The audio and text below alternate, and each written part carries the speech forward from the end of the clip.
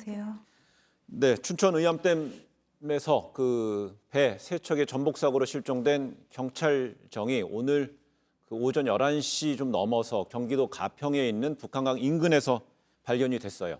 네, 이제 전복 사고가 일어났던 거는 어제 오전 11시경이었고요. 이제 북한강 인근에서 경찰정이 발견된 거는 오늘 오전 11시 21분경이었는데 수상 스키 업체 관계자가 무리의 반 정도 지금 보시는 것처럼 경찰청이 저렇게 떠 있는 것을 발견하고 신고했다고 하는데 나무에 걸려 있는 것 같다 이런 말을 했다 그래요.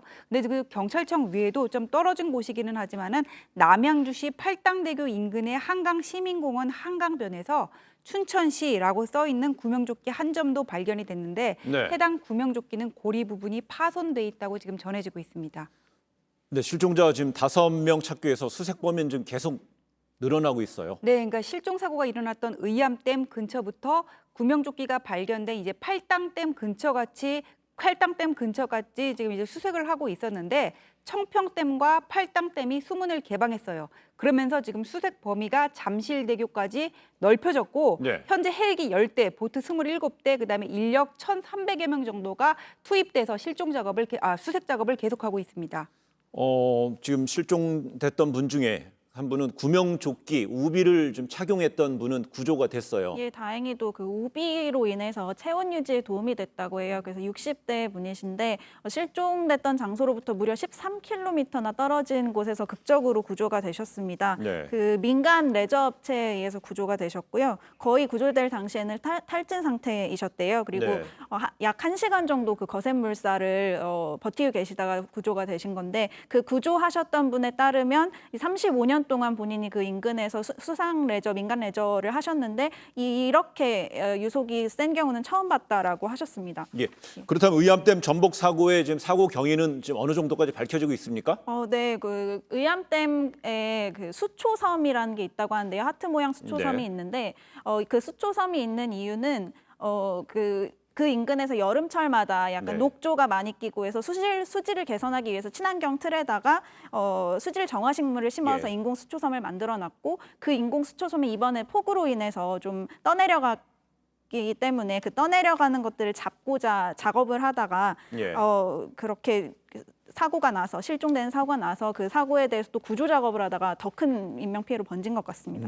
예, 그러니까 예. 수초섬이 떠내려간다는 신고가 들어와가지고 처음에 경찰청이 출동을 했는데 처음에는 경찰정이 예, 갔어요. 정이 출동을 했는데 이제 와이어에 걸려가지고는 문제가 생긴 거예요. 그러다가 이를 구하기 위해서 행정선하고 이제 민간선이 추가로 출발을 했다가 이제 폭우가 지금 쏟아지게 되니까 폭우가 쏟아지고 의암댐이 방류된 상황이니까는 지금 거기서 전부 지금 총 7명이 실종되는 상황이 발생된 지금 나간 겁니다. 화면은요. 그 수초 이른바 이제 묶어둔다 고박 작업을 하기 위해서 출동했던 지금 선박이 지금 물살에 밀려서 지금 댐 수문까지 지금 도착하는 화면이 지금 나간 건데요.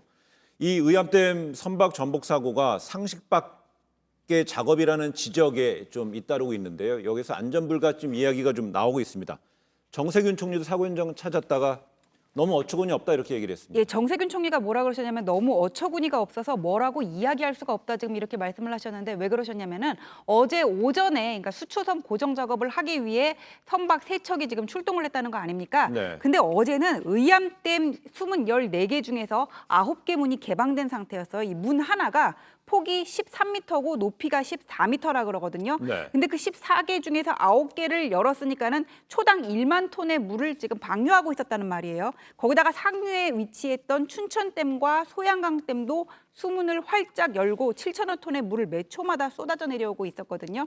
근데 상황이 이러면은 사람들은 뭐라 그러면 전문가들은 물이 이 정도로 방류가 됐으면은 집 한 채도 뽑혀 내려갈 수가 있는 그런 상황이었다는 거예요. 네. 방류가 되면 접근 금지선을 설치를 하고 그 접근 금지선 근처에는 배가 안 가는 게 상식이라고 얘기를 하거든요. 그런데 지금 수초섬 고정시키겠다고 배 세척이 지금 나갔다는 거 아닙니까? 상황이 이렇다 보니까는 문 대통령이 휴가 취소할 때 뭐라 그러셨냐면은 무엇보다도 국민의 안전과 생명이 제일 중요하다. 만전을 기해달라 이렇게 말씀을 하셨는데 수초섬이 국민의 생명보다도 더 중요하냐? 누가 이거를 지시를 했냐? 이런 누리꾼들의 성토가 이어지고 있습니다. 관련해서 오늘 오전에 이재수 춘천시장이 관련 브리핑을 했습니다. 과연 인공 수초섬 고박 작업을 누가 지시했느냐?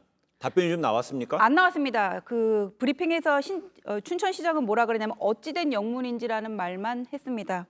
어찌된 영문인지 들어보니까는 지난 6일 오전에 수초섬이 떠내려간다 이런 민원이 접수가 됐다는 거예요. 그럼 이 시청에는 그 수초섬과 관련해서 담당 업무를 담당하는 직원이 있을 거 아닙니까? 예. 그 직원이 떠내려갈 위험이 있다 이렇게 말을 했대요. 그러면서 떠내려갈 위험이 있다 이렇게 말을 하면서 물살이 강하니 조심하라 이렇게 얘기를 하고 본인은 춘천호로 이동을 했답니다. 근데 그러고 나가지고는 어찌된 영문이지 1시간 뒤부터 수초섬 유실 방지 작업이 진행이 됐고 이 방지 작업이 진행이 되고 있다는 소식을 들은 춘천시 담당 계장이 사람 다친다 출동하지 마라 중지해라 이렇게 얘기를 네. 하면서 상황이 여의치가 않자 그 2명의 배가 나중에 이제 구조를 하러 출동을 한 것으로 파악이된다 지금 이렇게 얘기를 하고 있는데 네. 유족들은 왜 실종이 됐는지 누가 이거를 지시했는지 진상 규명이 지금 중요한데 어찌된 영문인지 이러고 지금 선후 관계만 얘기를 하고 주체가 다 빠져 있지 않습니까? 알겠습니다. 주체 객체가